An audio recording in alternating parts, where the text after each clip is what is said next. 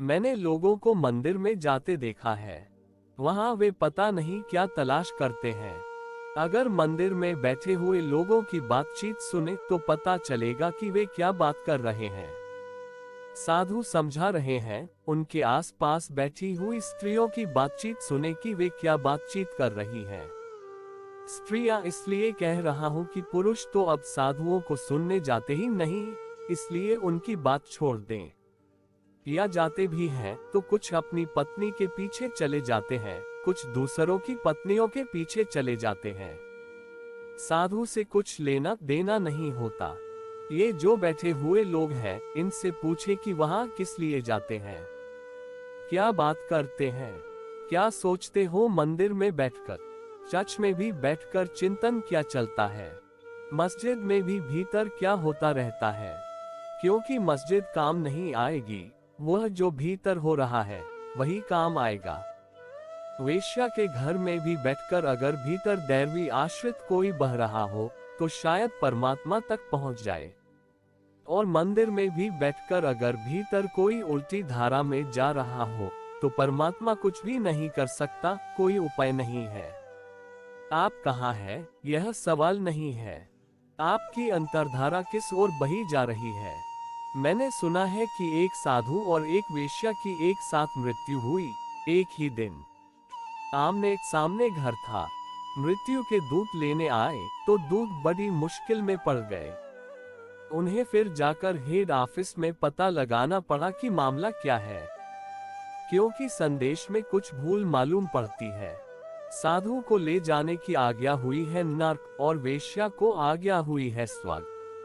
तो उन्होंने कहा इसमें जरूर कहीं भूल हो गई है। साधु बड़ा साधु था, वेश्या भी कोई छोटी वेश्या नहीं थी। मामला सीधा साफ है, गणित में कोई गड़बड़ है। वेश्या को नर्क जाना चाहिए, साधु को स्वर्ग जाना चाहिए। काश जिंदगी इतनी सीधी होती तो सभी वेश्याएं नर्क चली जाती और सभी साधु स्वर्ग चले जाते। लेकिन जिंदगी इतनी सीधी नहीं है, जिंदगी बहुत जटिल है।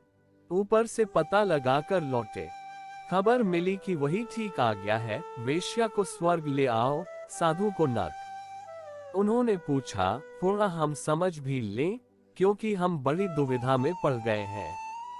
तो दफ्तर से उन्हें खबर मिली कि तुम जरा नए दूत हो, तुम्हें अनुभव नहीं है, पहले ही दिन ड्यूटी पर गए थे।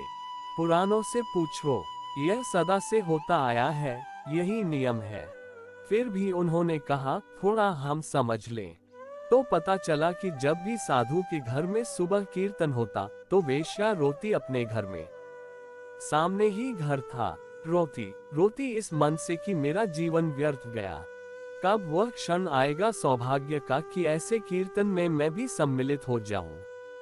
मन भी होता तो कभी द्वार के बाहर निकल आती, साधु के मंदिर के पास कान लगाकर खड़ी हो जाती दीवार के। लेकिन मन में ऐसा लगता कि मुझ जैसी पापी मंदिर में कैसे प्रवेश करे, तो कहीं साधु को पता न चल जाए, इसलिए चुपचाप छिप छिप कर कीर्तन सुन लेती। मंदिर की सुगंध उठती, धूप जलती, मंदिर के फूलों की खबर आती, मंदिर का घंटा बजता और 24 घंटे पूरे जीवन वेश्या मंदिर में रही। चित मंदिर में घूमता रहा, घूमता रहा, घूमता रहा। और एक ही कामना थी कि अगले जन्म में चाहे बुहारी ही लगानी पड़े, पर मंदिर में ही जन्म हो, मंदिर के द्वार पर ही। साधु भी कुछ पीछे न थे वेश्या से। जब भी वेश्या के घर रात राग रंग छिड़ जाता, आधी रात होती तो वे करवट बदलते रहते। वे सोचते सारी दुनिया मजा लूट रही है, हम कहाँ फंस गए। और सामने ही भगवान, सामने के सामने ही आनंद लुटा जा रहा है और एक हम मुसीबत में फंस गए। यह साधुता कहाँ से ले फंसे।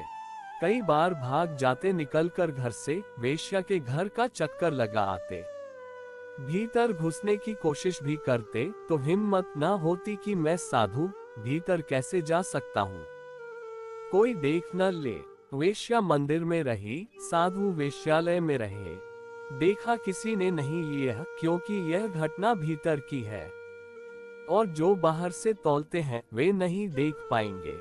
महात्मा कृष्ण उसे कहते हैं जो दैवी प्रवाह में है, जो शुभ की, सौंदर्य की, सत्य की सब दिशाओं से खोज करता रहता है, जिसका चुनाव शुभ का है। अशुभ दिखाई भी पड़े तो आंख बंद कर लेता है, शुभ दिखाई न भी पड़े तो भी देखता है। धीरे धीरे सारा जगत शुभ हो जाता है। सब भूतों का सनातन कारण और नाशरहित अक्षर स्वरूप जानकर अनन्य मन से युक्त हुए निरंतर मुझे भजते हैं। कुछ भी वे करते हो, कुछ भी वे सोचते हो, एक बात निरंतर सब और मैं उन्हें दिखाई पड़ता हूँ। सब में आत्यंतिक कारण की भांति छिपा हुआ, सबके भीतर सनातन मूल की तरह प्रकट, सब स्थितियों में, सब दशाओं में मेरा भजन उनके चित्त में अनन्य रूप से चलता रहता है। और वे दृढ़ निश्चय वाले भक्तजन निरंतर मेरे नाम और गुणों का कीर्तन करते हुए तथा मेरी प्राप्ति के लिए यत्न करते हुए और मेरे को बारंबार नमस्कार करते हुए सदा मेरे ध्यान में युक्त हुए भक्ति से मुझे उपासते हैं। इसमें 2-3 बातें समझ लेने की हैं।